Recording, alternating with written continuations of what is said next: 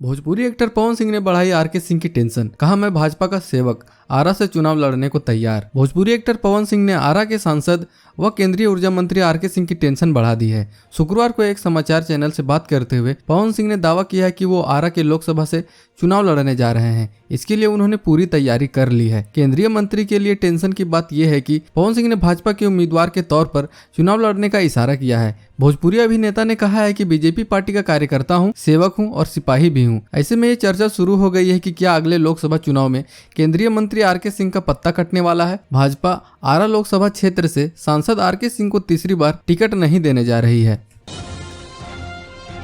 Internet की प्यास बुझाने नदी किनारे जा रहे लोग, सोन तट पर दूर दूर से आते हैं युवा। रामनवमी पर हुई हिंसा के बाद नालंदा और सासाराम में इंटरनेट सेवा तात्कालिक रूप से स्थगित कर दी गई है। इंटरनेट बंद होने के कारण लोगों को काफी परेशानियों का सामना करना पड़ रहा है। इंटरनेट नहीं होने के कारण कई काम पूरे नहीं हो रहे हैं। इसी बीच सासाराम के लोगों ने इंटरनेट की प्यास बुझाने का नया तरीका ढूंढ निकाला है। सासाराम के लोगों ने एक ऐसा जगह ढूंढ लिया है जहां पहुंचकर इंटरनेट सेवा बाधित होने के बाद भी लोग इंटरनेट की सेवा का लाभ ले रहे हैं। आजकल सासाराम के सटे डेहरी इलाके में सोन नदी के किनारे लोगों की भारी भीड़ देखने को मिल रही है। लोग दूर दूर से इंटरनेट का इस्तेमाल करने के लिए नदी के किनारे पहुंच रहे हैं। लोगों का कहना है कि इस क्षेत्र में इंटरनेट चल रहा है।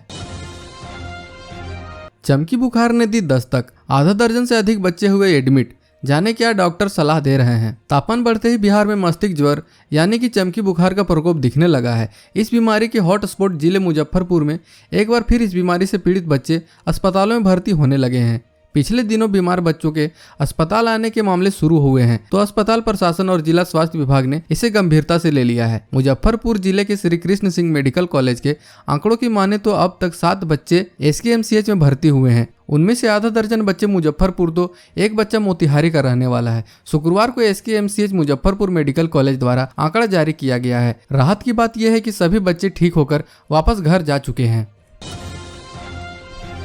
पटना मेट्रो का लोगो आया सामने, नीतीश कुमार ने किया लोकार्पित। जाने डिजाइन में क्या है खास। बिहार के मुख्यमंत्री नीतीश कुमार ने शुक्रवार को पटना मेट्रो सुरंग के काम का उद्घाटन किया। इसके साथ ही उन्होंने पटना मेट्रो के लिए खास तौर पर तैयार किए गए लोगो का भी अनावरण किया। मोइनुल हक स्टेडियम में समारोह के दौरान उप मुख्यमंत्री तेजस्वी यादव और दिल्ली मेट्रो के अधिकारी कुमार के साथ थे।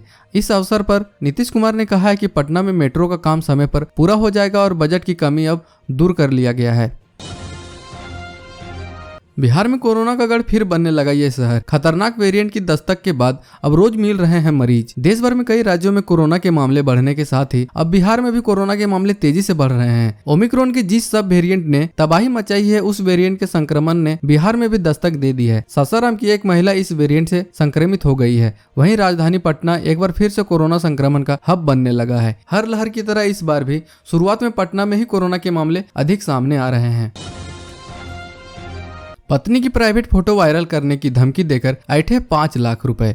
अब ब्लैकमेलर की पत्नी को भी चाहिए 10 लाख। अगर आप भी मोबाइल में अपनी प्राइवेट तस्वीरें रखते हैं तो सतर्क हो जाइए। बिहार के मुजफ्फरपुर जिले से प्राइवेट फोटो के नाम पर ब्लैकमेलिंग की एक घटना सामने आ रही है। एक युवक ने अस्पताल संचालक को उसकी पत्नी की प्राइवेट फोटो वायरल करने का डर दिखाकर 5 लाख रुपए ऐंठ लिए। अब उसकी पत्नी भी 10 लाख रुपए मांग रही है। दरअसल 3 साल पहले अस्पताल संचालक की पत्नी का मोबाइल खराब हो गया था। उसने मोबाइल बनवाने के लिए एक युवक को दिया जो उसने वहां बतौर स्टाफ काम करता था। स्टाफ ने उस मोबाइल से संचालक की पत्नी के प्राइवेट फोटोज निकाल लिए। उस फोटोज को वायरल करने का डर दिखाकर पहले उसने संचालक से 5 लाख रुपए लिए। अब युवक की पत्नी भी इसमें शामिल हो गई और उसने अपने पति से एक कदम आगे बढ़ते हुए 10 लाख रुपए की मांग कर दी है। पैसे नहीं देने पर प्राइवेट फोटो वायरल करने और जान से मारने की भी धमकी दे रही है। 1.5 महीने बाद लगेगा फिर से नीतीश कुमार का जनता दरबार। 10 अप्रैल को इन विभागों की सुनी जाएगी शिकायत। करीब 1.5 माह के बाद एक बार फिर जनता दरबार के दरबार में पेश होंगे मुख्यमंत्री। 10 अप्रैल को नीतीश कुमार लोगों की शिकायत सुनेंगे। बिहार विधानसभा का बजट सत्र खत्म होने के बाद अब मुख्यमंत्री एक बार फिर से जनता का फरियाद सुनने को हाजिर होंगे। उनका जनता दरबार कार्यक्रम की तारीख तय कर ली गई है। सीएम नीतीश कुमार 10 अप्रैल को एक बार फिर से जनता दरबार लगाने वाले हैं। नीतीश कुमार लगभग 1.5 माह बाद फिर से जनता दरबार लगाएंगे। सीएम नीतीश कुमार के जनता दरबार में केवल उन्हीं लोगों को आने की अनुमति होगी जो कोविड का टीका ले लिया है और जिनका हाल में जांच रिपोर्ट नेगेटिव आया है। मास्क की अनिवार्यता को लेकर कई निर्देश दिए गए हैं। पार्टी करने निकला था युवक, कुछ ही घंटों बाद मिला मृत। घर से बुलाकर ले गए थे 3 लड़के। बिहार के सिवान में बर्थडे पार्टी में जाना एक युवक को भारी पड़ गया। घर से निकलने के बाद कुछ घंटों बाद ही उसकी हत्या कर दी गई। युवक का शव संदिग्ध हालत में मिला है। उसके सिर पर चोट के गहरे निशान हैं। घटना दरौंदा थाना क्षेत्र के कंगाली छपरा की है। बताया जा रहा है कि रात में बर्थडे पार्टी में जाने के लिए 3 लड़के उसे बुलाने घर आए थे। घर से निकलने के कुछ घंटों बाद ही उसकी लाश मिली। शव मिलने के बाद से ही परिजनों में कोहराम मचा हुआ है। मामले की जानकारी मिलते ही पुलिस घटनास्थल पर पहुंची और शव को अपने कब्जे में लेकर पोस्टमार्टम के लिए भेज दिया। पुलिस अभी मामले की जांच कर रही है। औरंगाबाद में लाखों की अफीम के साथ तस्कर गिरफ्तार, नशे के बड़े रैकेट का हुआ खुलासा। बिहार के नशे का कारोबार लगातार बढ़ता ही जा रहा है। शराबबंदी के बाद नशे के दूसरे पदार्थों की बड़ी खेप बिहार पहुंच रही है। इसी दौरान औरंगाबाद में भारी मात्रा में अफीम के साथ एक तस्कर को पुलिस ने दबोचा है। साथ ही पुलिस ने 1-1.5 लाख रुपए भी बरामद किए हैं। बताया जाता है कि पुलिस ने यह कार्रवाई गुप्त सूचना के आधार पर की है। बरामद नशीले पदार्थ की कीमत करोड़ों में आंकी जा रही है। बिहार सरकार मशरूम की खेती के लिए देगी 10 लाख रुपए। जाने आपको कैसे मिलेगा योजना का लाभ। बिहार में मशरूम की खेती से 10 लाख तक का अनुदान मिलेगा। आपको बता दें कि बाजारों में लगातार मशरूम की मांग बढ़ रही है। साथ ही किसानों को भी इसमें भरपूर फायदा हो रहा है। किसानों के नए विचार भी इसकी खेती में क्रांति ला रही है। बाजारों में उपभोक्ताओं की ओर से भी मशरूम की मांग को लेकर इजाफा होता देखा जा रहा है। सरकार की ओर से मशरूम की खेती को बढ़ावा दिया जा रहा है। किसानों की भी नई फसलों में लगातार रुचि बढ़ रही है। बिहार के रहने वाले किसानों को इस योजना का लाभ मिलेगा। इसके लिए बागवानी निदेशालय की ऑफिशियल वेबसाइट horticulture.bihar.gov.in पर जाना होगा। साथ ही किसान अधिक जानकारी के लिए उद्यान विभाग के सहायक निदेशक से भी संपर्क कर सकते हैं। पटना में प्रॉपर्टी डीलर पर ताबड़तोड़ फायरिंग।